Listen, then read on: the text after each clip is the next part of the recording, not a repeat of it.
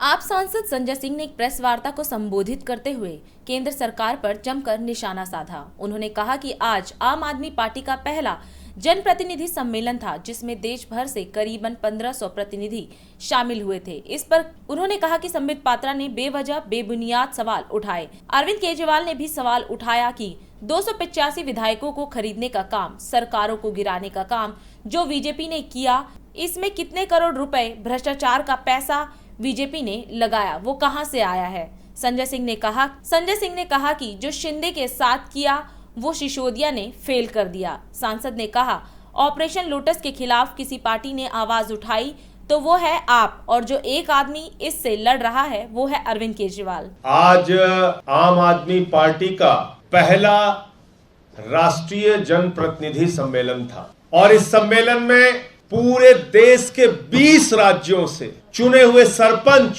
BDC के सदस्य, जिला पंचायत के सदस्य, विधायक, मंत्री, लगभग 1500 जनप्रतिनिधि पूरे देश से आज दिल्ली में इकट्ठा हुए। और मैं समझ सकता हूं कि जनप्रतिनिधियों का इतना बड़ा सम्मेलन देखकर भारतीय जनता पार्टी विचलित होगी, भारतीय जनता पार्टी परेशान होगी।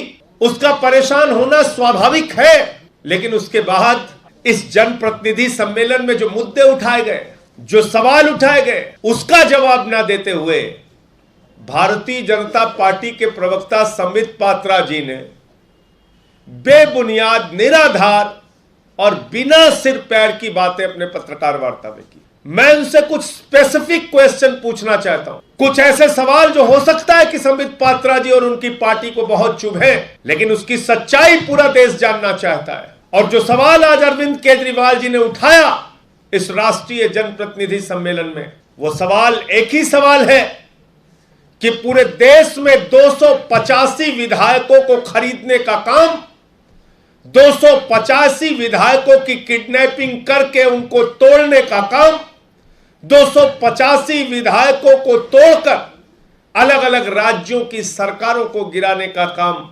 जो भारतीय जनता पार्टी ने किया, इसमें कितने करोड़ रुपए, कितने हजार करोड़ रुपए भारतीय जनता पार्टी ने भ्रष्टाचार और काला धन का लगाया है, यह पूरा देश जानना चाहता है।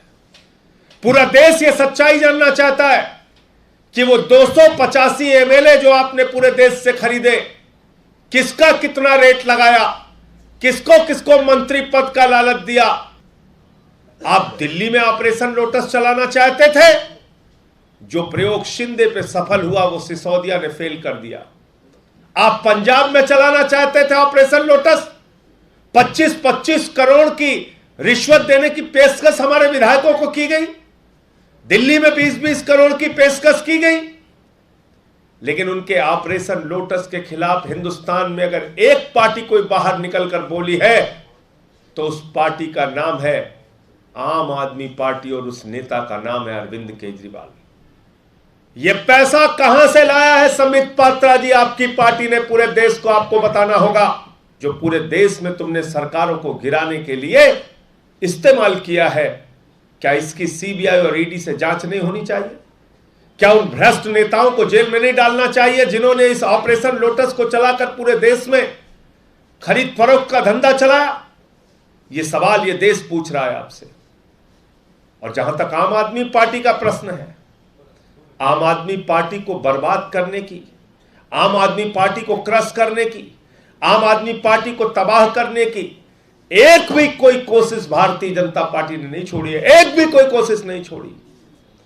हमारे मुख्यमंत्री के दफ्तर पे सीबीआई का छापा मारा, हमारे उप मुख्यमंत्री के घर पे सीबीआई का छापा मारा, हमारे स्वास्थ्य मंत्री को जेल में डाला, हमारे ट्रांसपोर्ट मिनिस्टर कैलाश गहलोत के ऊपर तमाम छापे मारे, हमारे 43 विधायकों पर 169 मुकदमे लिखे गए, 169 मुकदमे, और लगभग 135 मुकदमों में वो बरी हो गए। न्यायालय से कई मामलों में फटकार लगी।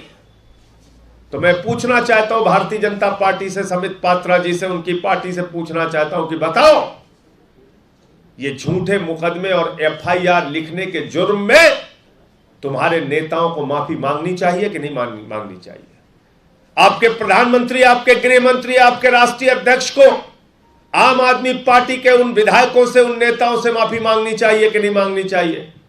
जिन एजेंसियों का दुरुपयोग करके हमारे ऊपर झूठे मुकदमे आपने लिखाए, उनको हमसे माफी मांगनी चाहिए कि नहीं मांगनी चाहिए? बताइए, इस बात को पूरा देश आपसे जानना चाहता है। और इधर उधर की बात करने से अब काम नहीं चलेगा।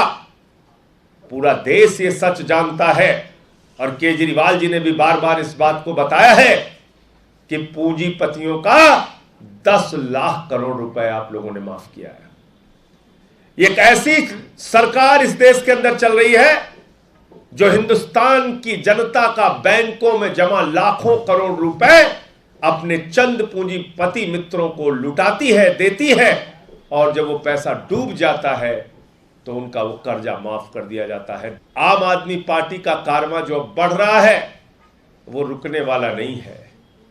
दिल्ली जीते, पंजाब प्रचंड बहुमत से जीते, और गुजरात की जनता जिस प्रकार से सामने आकर आम आदमी पार्टी के पक्ष में खड़ी हो रही है, अरविंद केजरीवाल जी के साथ कंधे से कंधा मिलाकर चल रही है, गुजरात में आम आदमी पार्टी दिल्ली और पंजाब का इतिहास दोहराने जा रही है।